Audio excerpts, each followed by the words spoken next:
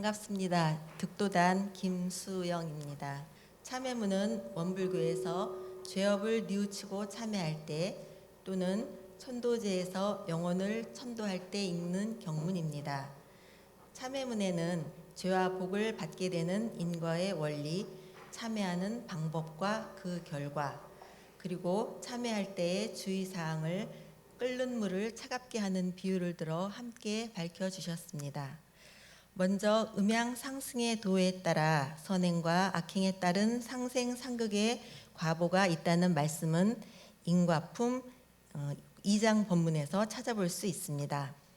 대종사 말씀하시기를 천지의 사시순환하는 이치를 따라 만물의 생로병사의 변화가 있고 우주의 음양상승하는 도를 따라 인간의 선악인과의 보응이 있게 되나니 겨울은 음이 성할 때이나 가운데 양이 포함되어 있으므로 양이 차차 힘을 얻어 마침내 봄이 되고 여름이 되며 여름은 양이 성할 때이나 양 가운데 음이 포함되어 있으므로 음이 차차 힘을 얻어 마침내 가을이 되고 겨울이 되는 것과 같이 인간의 일도 또한 강과 약이 서로 관계하고 선과 악의 짓는 바에 따라 진급, 강급과 상생, 상극의 과보가 있게 되나니 이것이 곧 인과보응의 원리니라 라고 풀어주셨습니다.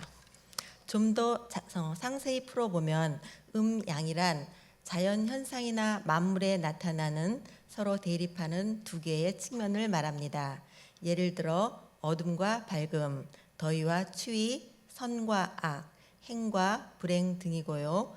상승이란 돌고 도는 변화, 즉 음과 양의 두 기운이 서로 작용하여 천지 만물을 생성 변화시키는 원리를 말합니다. 이론상 서원문의 은생어해, 해생어운도 이와 같은 이치입니다.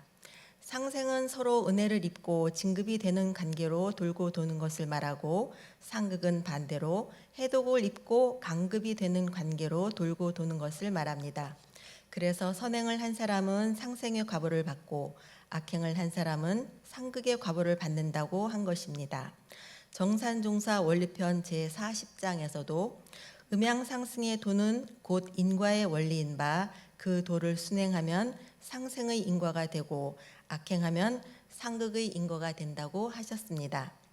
이와 같이 선행을 한 사람은 상생의 과보를 받고 악행을 한 사람은 상극의 과보를 받는 것인데 제가 경험한 선인 선과를 어떻게 발표해야 할지 난감해하니까 교감님께서 팁을 좀 주셨습니다.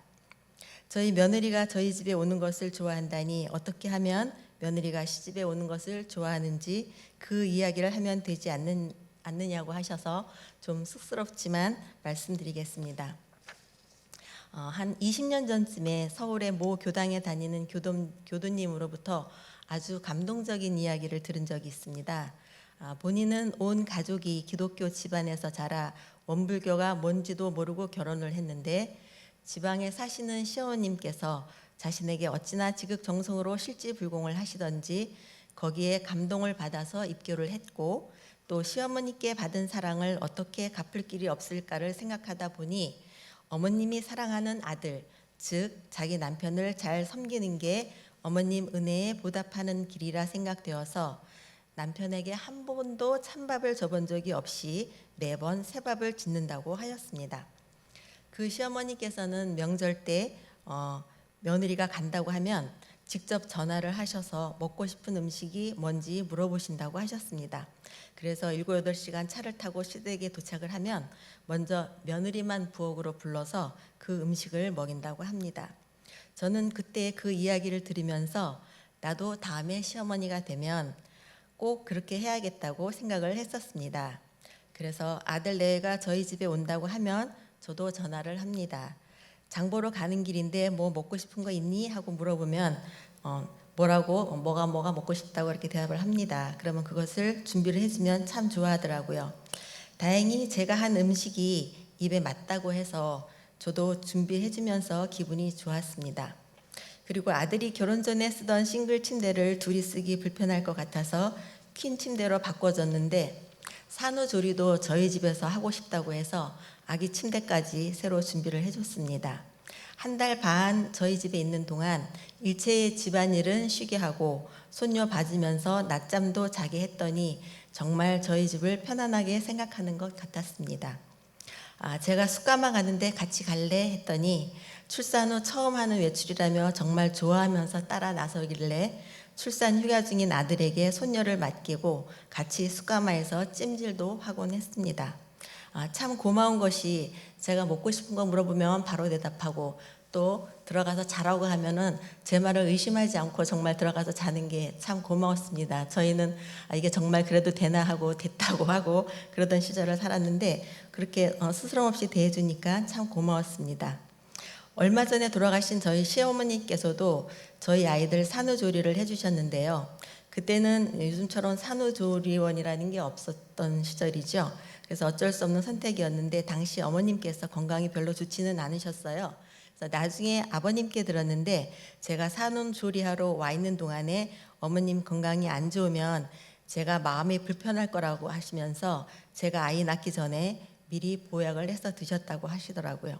그리고 찬바람을 쐬면 안 된다고 식탁에도 못 나오게 하시고 몇 끼 따로 밥상을 차려서 제 방으로 가져다 주시곤 하셨습니다.